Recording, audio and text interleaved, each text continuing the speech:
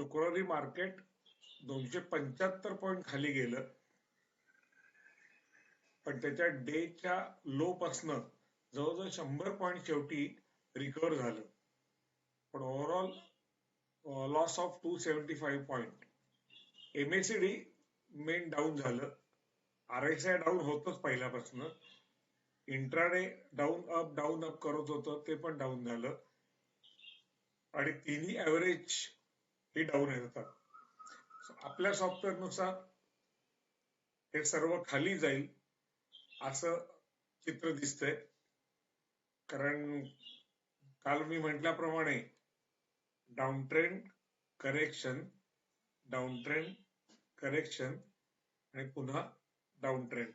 आता हा down trend आहे का ह्या अपवर्डची करेक्शन आहे हे 2-3 दिवसात कळेल. अपवर्डची जर काही करेक्शन असेल तर इथून परत वर जाणं एक्सपेक्टेड आहे.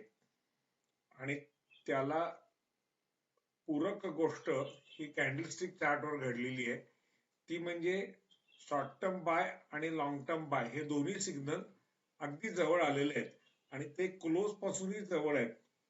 परवाचा क्लोज हा 23,897 होता आणि लॉंग टर्म बाय 24,480 आहे. म्हणजे त्यात काही फार अंतर नाहीये, 500 पॉईंटचं अंतर आहे. तेवढं 2 दिवसात सुद्धा कव्हर होऊ शकतं. पण आम्ही जो आता नव्यानं ऑल्गो इंडिकेटर डेव्हलप केलाय त्याच्याप्रमाणे इथं सेल सिग्नल आलेला आहे आणि त्या सेल सिग्नलचं तर उद्यापासून प्रॉफिट दिसायला सुरुवात होईल. सो त्यानुसार आपल्याला ते पण ऑब्झर्व करायला हरकत नाही. ओव्हरऑल मार्केटचा सेंटिमेंट डाऊन वाटतोय. किती खाली जाईल, काय जाईल हे तर बाजारच ठरवेल. आपण फक्त ट्रेंड फॉलो करायचा. धन्यवाद आणि राम राम.